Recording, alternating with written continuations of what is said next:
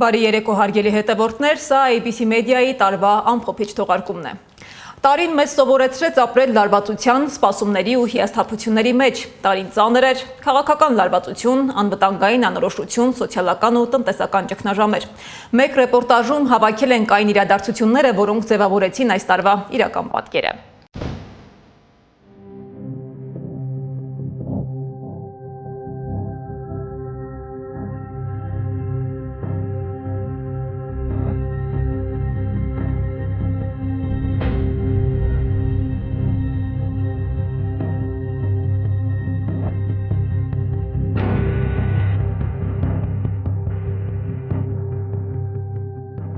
«2025 թվականը Հայաստանի համար սկսվեց խոստացված խաղաղության օրակարգով, որն արդեն առաջին ամիսներին վերածվեց քաղաքական ամենասուր քննարկման թեմայի։ Մի քանի տարի տևած լարված եւ միակողմանի բանակցություններից հետո մարտին Երևանն ու Բաքուն հայտարարեցին, որ համաձայնության են եկել խաղաղության պայմանագրի բոլոր 17 կետերի շուրջ։ Օգոստոսի 8-ին փաստաթուղթը նախաստորագրվեց։ Իսկ օգոստոսի 11-ին կողմերը միաժամանակ հրապարակեցին ամբողջական տեքստը։ Հայաստանի Հանրապետության եւ Ադրբեջանի Հանրապետության միջև խաղաղության եւ միջպետական հարաբերությունների հաստատման մասին համաձայնագիրը։ Ըստ համաձայնագրի կողմերը պարտավորվում են զերծ մնալ ուժի կիրառումից, չմիջամտել միմյանց ներքին գործերին, շարունակել սահմանազատման գործընթացը եւ պայքարել ծայրահեղականության բոլոր դրսեւորումների դեմ։ Այս վերջին կետին դեռ կանդրադառնամ։ Ներկայիս իշխանությունը Վաշինգտոնում նախաստորագրված պայմանագիրը որակեց պատմական ու շրջադարձային, սակայն փաստաթղթում որևէ անդրադարձ չկար այն հանգամանքին, որ Հայաստանի ավելի քան 200 քառակուսի կիլոմետր տարածք շարունակում է գտնվել ադրբեջանական վերահսկողության տակ։ Բացակայում էր նաև ադրբեջանական գերության մեջ գտնվող մեր հայրենակիցների հարցը, նաև Արցախ տունդարձի թեման։ Փոխարենը նախաստորագրումից ամիսներ անց վարչապետ Նիկոլ Փաշինյանը Ադրբեջանին առաջարկեց զուգահեռաբար փակել Արևմտյան Ադրբեջան եւ արցախցիների վերադարձի թեմաները։ Վերադարձի թեման շատ վտանգավոր թեմա է։ Այդ նույն ժամանակահատվածում լուծարվեց ԵԱԿ Մինսկի խումբը, Կարմիր խաչի միջազգային կոմիտեն դադարեց իր գործունեությունը Բաքվում, իսկ Ադրբեջանից Հայաստան ներմուծվեց ադրբեջանական ցորեն եւ բենզին։ Ադրբեջանից եկած բենզինը ըստ էության վաճառվելու է, դա պրեմիում բենզին է, 430 դրամ, իսկ այդպիսի բենզինը սովորաբար մեր երկրում 500-520 դրամ է եղել դրա գինը։ Տարին լարված էր նաև ներքաղաքական դաշտում։ Ազգային ժողովը փոփոխություններ կատարեց զինվորական ծառայության մասին օրենքում, ծառայության ժամկետը 2 տարվա փոխարեն սահմանելով 1.5 տարի։ Միաժամանակ ճնշման կենտրոնում հայտնվեց հայ առաքելական եկեղեցին։ Հիմա խոստացածս կետի մասին։ Նախաստորագրված խաղաղության պայմանագրի մի քանի կետով Երևանն ու Բաքուն պարտավորվում են պայքարել անհանդուրժողականության, ռասայական ատելության, խտրականության, անջատողականության, բռնի ծայրահեղականության եւ ահաբեկչության դեմ։ Ինչու եմ առանձնացրել այս կետը, քանի որ դրանից հետո երկրում սկսվեց ձերբակալությունների մեծ ալիք։ Պատմության մեջ առաջին անգամ Հայաստանում սրբազանների կալանավորեցին։ Բագրատ arczepiskopos Գալստանյանը առաջինն էր։ Սրբազան հորը ձերբակալեցին անհեթեթ մեղադրանքներով։ Չարիք լավ լսի։ Ինչ էլ որ սարքել ունես, ինչ էլ որ ուզում ես անել, քեզ շատ քիչ ժամանակ է մնացել։ Հաջորդը Շիրակի թեմի առաջնորդ Միքայել arczepiskopos Աջապահյանն էր։ Եկել են իմ հետևից, ես կգնամ։ Եվ առավել եւս կբարձրաձայնեմ, որ տեղի ունեցողը ապօրինություն է։ Ես սպառնալիք չեմ այս երկրի համար, սպառնալիքը կառավարությունում անստաց։ Այնուհետև հերթական անհեթեթ մեղադրանքով բանտարկեցին Արագածոտնի թեմի առաջնորդ Մկրտիչ եպիսկոպոս Պրոշյանին եւ Մայր Աթոռի դիվանապետ Արշակ arczepiskopos Խաչատրյանին։ Նրանց մեղադրանք է առաջադրվել իշխանությունը զավթելուն, սահմանադրական կարգը բռնի տապալելուն ուղղված հրապարակային կոչերի հոդվածով։ Այս ընթացքում հայ առաքելական եկեղեցուն աջակցություն հայտնելու համար ձերբակալեցին նաև գործարար Սամվել Կարապետյանին։ Հայոց եկեղեցու կողքին ու հայ ժողովրդի կողքին ունենալու եմ անմիջական մասնակցություն եթե չհաջողվի քաղաքական գործիչներին, ուրեմն մենք էլ մեր ձևով ենք մասնակցելու այդ ամեն ինչին։ Տևական ժամանակ իշխանությունը բացահայտ հակամարտության մեջ էր եկեղեցու եւ հատկապես վեհափառ հոր հետ։ Կտրիչ Ներսյանը պետքա հեռանա, ես ամբյոնից ասել եմ, տարբերակ չկա։ Մենք կգնանք ամենաանցնցում ճանապարհով, բայց պետքա գնա, տարբերակ չունի, պետքա գնա։ Դեկտեմբերի 17-ին հայտնի դարձավ, որ Գարեգին II-ի հրաժարականը պահանջող 10 եպիսկոպոսներ պատրաստվում են գնալ Մայրաթոր։ Դեկտեմբերի 18-ին նրանք սակայն չկարողացան մտնել Մայր տաճար, որտեղ այդ պահին կաթողիկոսի գլխավորությամբ միասնական աղոթք էր հնչում։ Կաթողիկոսի հրաժարականը պահանջող եպիսկոպոսները փորձեցին բարձրախոսով իրենց հայտարարությունը անել, սակայն նրանց խոսքը խլացավ հավաքվածների վանկարկումների եւ սուլոցների ներքո։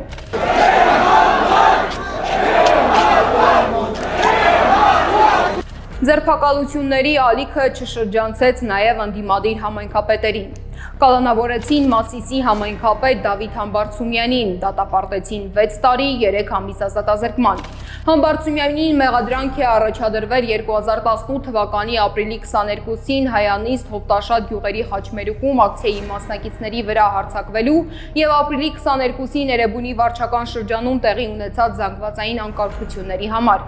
Նրան ձերբակալեցին հենց օդանավակայանում։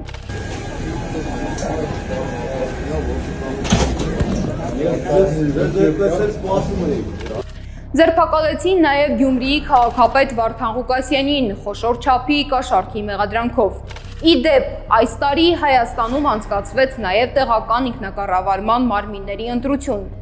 Ավագանու ընտրություններ տեղի ունեցան Գյումրիում, Փարաքարում եւ Էջմիածնում։ Գյումրիում համայնքապետ ընտրվեց ընդդիմադիր Վարդան Ղուկասյանը։ Փարաքարում համայնքի ղեկավար դարձավ ընդդիմադիր միասնություն դաշինքի թեկնածու Վոլոդիա Գրիգորյանը, որին սպանեցին ընտրությունից 6 ամիս անց։ Նրան փոխարինեց նույն դաշինքից Օնիկ Ախվերդյանը։ Իսկ վաղար շաբաթում հաղթեց իշխող քաղաքացիական պայմանագիրը Արգիշտի Մեխակյանի գլխավորությամբ։ Արդյունքում 2025 թվականը Հայաստանի նորագույն պատմության մեջ կմնա որպես խաղաղության խոստումներով սկսված, բայց ներքին լարվածությամբ, ձերբակալություններով եւ ինստիտուցիոնալ հակամարտություններով նշանավորված տարի։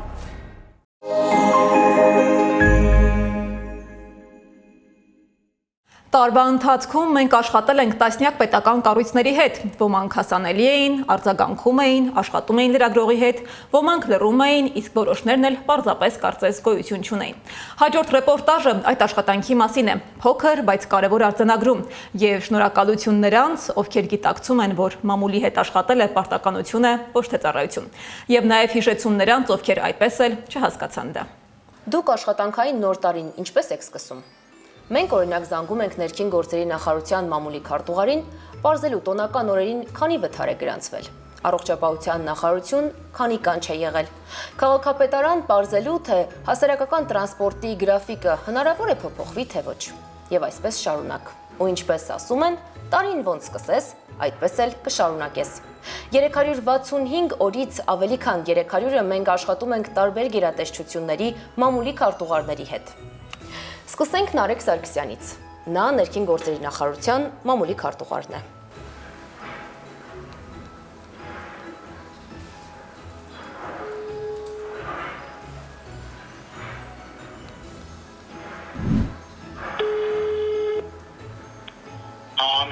Նարեկ ջան, բարի օր։ Привет. Ոնց եք։ Да, դու ոնց ես։ Նարեկ ջան, այս անգամ զանգել եմ ուղղակի իմանալու, թե ինչպես ես։ Իա, օգնեմ։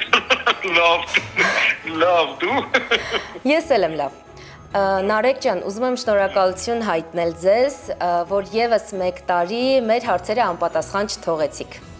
Եվ շնորհավորել ձեզ ամանորին ընթരാճ։ Մերսի շատ համի ջան, անկեղծ զարմացած եմ։ Եվ ես էլ ձեզ եմ շնորհավորում, շատ լավ համագործակցելու համար շնորհակալություն եմ հայտնում։ Շատ լավ, շնորհակալ եմ Նարեկ ջան, հաջողություն։ Մերսի, շատ համի։ Օդը ինչու մաքուր չէ։ Տրանսպորտն ինչու է ուշանում։ Ինչու ասեղ գցելու տեղ չկա։ Մետրոյի աջափնյակի կայարանը երբ է կառուցվելու։ Կառուցվելու է։ Ինչու կտրեցին կենտրոնի ծառերը։ Կարմիր գծերը նորից են թանկանում, բա տոնածառի զարդարանքների վրա որքան գումար ծախսվեց։ Այս բոլոր հարցերի պատասխաններն իմանալու համար զանգում ենք Օֆելիա Սիմոնյանին։ Նա քաղաքապետարանի լրատվության վարչության պետի պաշտոնակատարն է։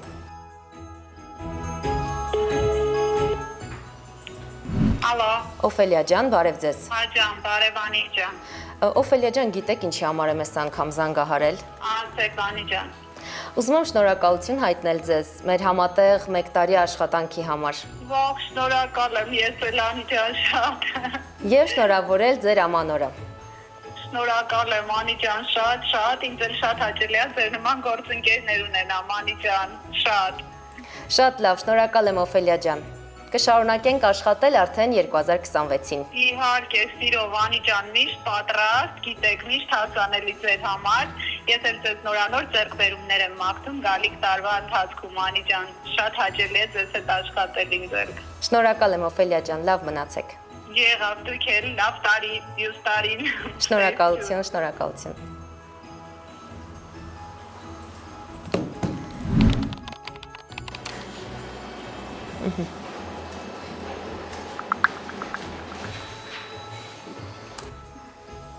Մենք խնայում ենք քննչական կոմիտեի մամուլի քարտուղարի ժամանակն ու նաև մեր ժամանակը։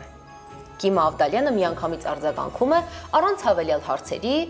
եւ հարցման պահանջի։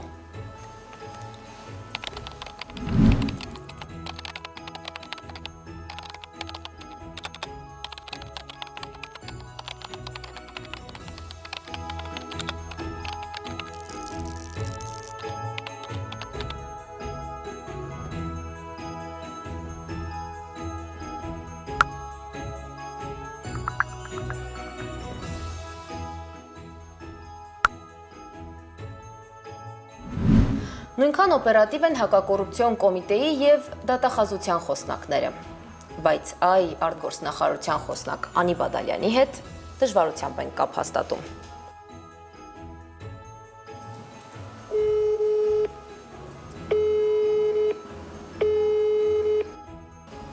Մի փոքր էլ սպասենք։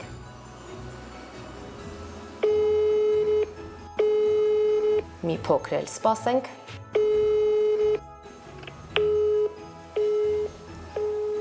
Ու այսպես ամբողջ տարվա ընթացքում։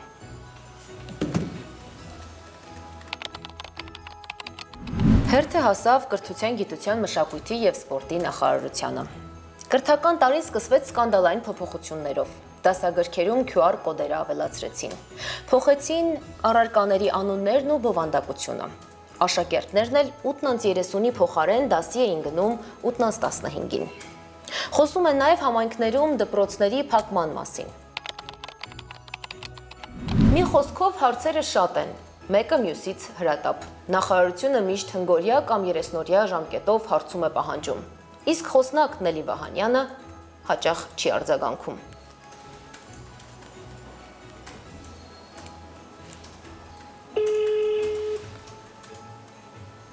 Փորձենք այս անգամ։ Աշխատանքային ժամ է, աշխատանքային օր եւ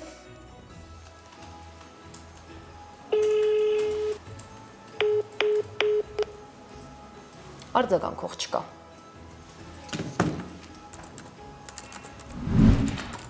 Մեր համատեղ աշխատանքի արդյունքում հասարակությունը պատկերացում է կազմում երկրում տեղի ունեցող լավ կամ վատ փոփոխությունների մասին բազմակողմանիորեն, չպատասխանելու դեպքում միակողմանի։ Պատասխանեք մեր զանգերին։ Մեր զանգը կարևոր է։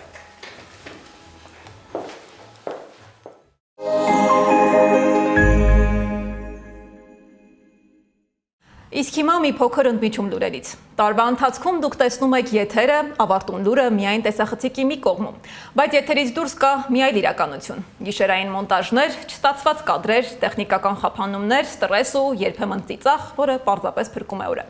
Եթերից դուրս կա մի տարածք, որտեղ լուրերը ծնվում են, ճշգրտվում, խմբագրվում եւ հասնում ձեզ։ Մեր նյուզրումում շրջել է Գառնի Մութաֆյանը։ 30 վայրկյան ուշադիր Գառնի, որն է ամենաարտառոց եթերը։ Չեմ ունեցել։ Չի եղել։ Քիչ ես ունեցել։ Եսիմ շանս չի եղել։ Հա բայց ճիշտ ես։ Արի անենք հիմա։ Արի։ Ես դեռ պատրաստ եմ։ Ինչ պետք է ասել, Ամենաբարդ աշխատանքային օրվա մասին պատմի։ Հունիսի 12, ամենաբարդ շարունակեմ, թե ամեն ինչ բարձ արդեն։ Դե, շարունակի։ Մենակ չէի ստեղ։ Մերսի։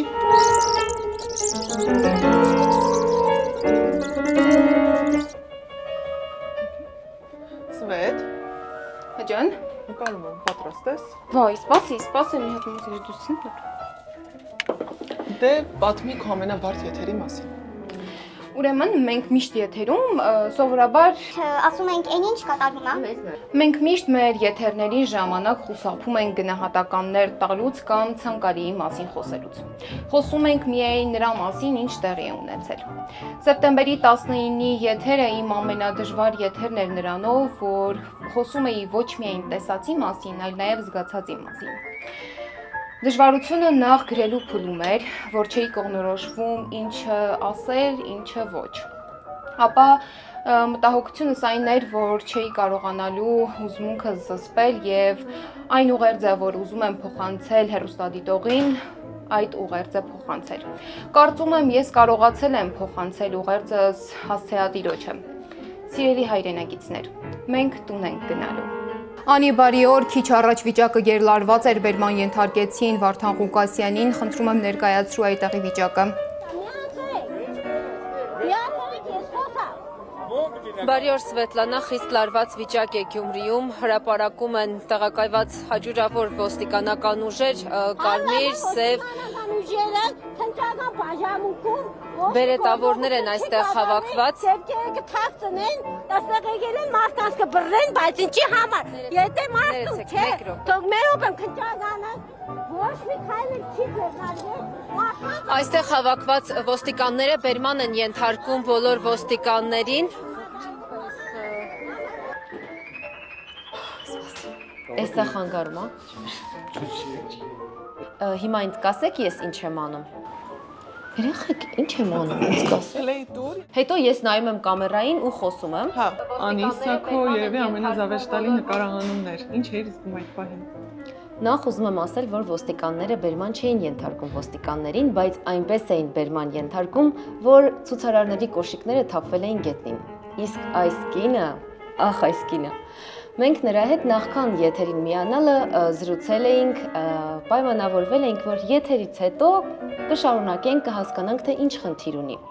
Եվ ես ու Սամվել Իսրայելյանը մոտ 5 ժամ ուղիղ եթերում աշխատել ենք այնտեղ ու այս 1 րոպեն է, որ կորցրել ենք վերահսկողությունը եթերի եւ կադրի նկատմամբ։ Սա այն դեպքն էր, որից մենք հասկացանք, թե ինչքան մեծ պատասխանատվություն ենք կրում մեր ձեռքին ունենալով միկրոֆոն եւ կադր։ Երեխեք, խառնեցի։ Հա։ Հա, Բայց Միշտ դու ես դնում։ Հա։ Միկրոֆոն, բայց հիմա ես եմ դնում միկրոֆոն։ Ամենաբարդ նկարահանումը։ Նկարահանումը ավելի լավ է որ չեղավ այդ նկարումը, թե չհաստատ ամենաբարդը կլիներ։ Գյումրիում էինք նախընտրական քարոզարշավն էինք լուսաբանում ու Գյումրիում դեպք եղավ, երբ որ փողոցենշները հարձակվեցին մեր վրա։ Օրվա վերջ, երբ որ արդեն մեր հյուրանոցում ենք, երևի թե գիշերվա ժամը 12-ն էր։ Ասես մեկը դուրը տուկտուկ է տալի։ Դուրը բացում եմ ու իմ ամենասիրած լրագրողը Անյա Աբարյանը երեխեք, ինչ եմ անում։ ասում է, այսօրվա դեպքը ես ցած ֆիքսել եմ, էլի։ Հիմա ռեպորտաժ եմ մտածել, որ փողոցենշների մասին պետքա ռեպորտաժ նկարենք, ու բայց ասում են իքի եկեք քո մոտ, էլի, ասում է, ուզում եմ, որ կադր եմ, էլի, ուզում, որ ցած դու ցած ունից բացատրում ես ոնց նկարեմ, էլի, կամերան ոնց օգտագործեմ, ասում ես կամերան ցած բռնում ես ձեռքով, իջացնում ես ներքև, ցած ռեկ ես տալի, գնում ես գազազաշների մոտիկ ու ինձ պետք է ասես ոնց վազում գազազաշների կամերայի վրա։ Եվ դու ինչ պատասխանեցի։ Քիչ քնաշես այս ժամին դու։ Գնա քնի։ Եղամ։ Լակմե։ Պատմի։ Մի րոպե։ Պատմի։ Հա։ Քո ամենաերկար գիշերվա մասին մոնտաժային։ Ամենաերկարը որ մնացել է մոնտաժային։ Հիշում եմ օգոստոս ամիսն էր։ Ասեց որ արի մի անգամից շապկաներ գա սարքելու։ Ինչեւ առավոտվա ժամը 4-ը մնացել եմ։ Եվ ստացվեց այդ շապկաները։ Ստացվեց, բայց հետո էլի փոխելու բաներ տվեց։ Ինո բանը կողքով դոնացավ էսը։ Բայց գեղամինը շատ լավ ստացվեց, այ այդ համբեց։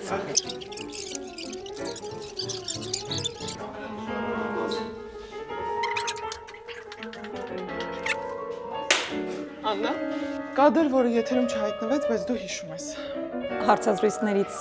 մեկի ժամանակ շատ կարևոր հարցազրույց ու շատ կարևոր մարդու հետ ու ինձ մտերիմ մարդու հետ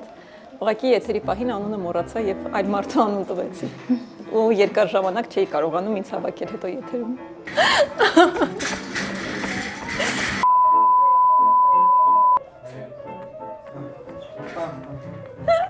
Սուվետ հուզվել եմ մի հատ անձեռոցիկ կտա Ամենադժվար գործը, որ ստեղ եղել է, որ դժվար է զլուծումը կտեղը, որն է եղել։ Ոսանք հետ կապված եմ, թե չէ իմ հետ կապված գործեր, սա հեշտ գտնում եմ։ Նո, գտնում եմ։ Էր։ Ամենաշատը ով է մոնտաժի պահով քեզ ջղայնացնում։ Անին։ Երեխեք, ինչ եմ անում։ Սեդա ամենաէմոցիոնալ նկարահանումն է։ Դու լացում ես, Քիխոնչին էլ լացում ես հանգստացնում ես դուսի։ Մայրաթոռում երբ ստիպված եղանք մհերի հետ թռնել պատի վրայով, որպեսզի կարողանանք անցնել Բեհարանի մոտ հավաքված ոստիկաններին եւ հոգեվորականներին, Միքայել Սրբազանի ձերբակալության օրն էր։ Պատի վրայով թռանք, էլ կապտուկներ, էլ ջարդվածքներ, համել ուշաթափություն այո։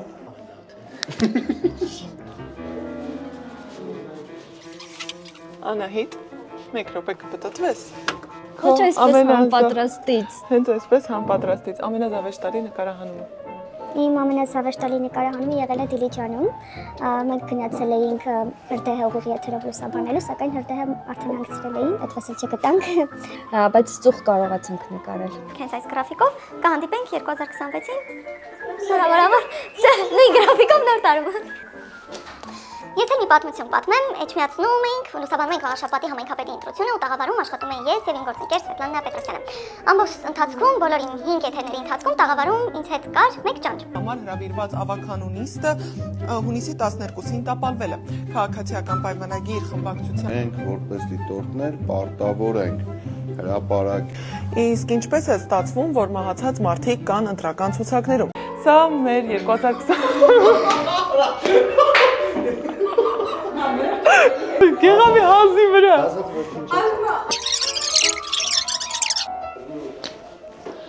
2025 թվականի ամենաարտառոց եթերը եղել է նոյեմբերի 16-ին։ Ես ուղիղ եթերում աշխատել եմ ճանճի հետ, բառի ուղիղ իմաստով։ Իմ բոլոր 5 եթերների ընթացքում տաղավարում ինձ հետ եղել է մի ճանճ, որին շատ հաճախ ստիպված էի լինում հենց եթերի ընթացքում կադրում քշել։ Եվ հենց այսպես էլ ստեղծվել է լուրը 2025 թվականին յուրաքանչյուր օրը մենք աշխատել ենք հենց այսպես։ Սա 2025 թվականի մեր վերջին թողարկումն էր։ Շնորհակալություն մեզ հետևելու համար, կհանդիպենք 2026-ին։ Շնորհավոր ամանոր եւ Սուրբ Ծնունդ։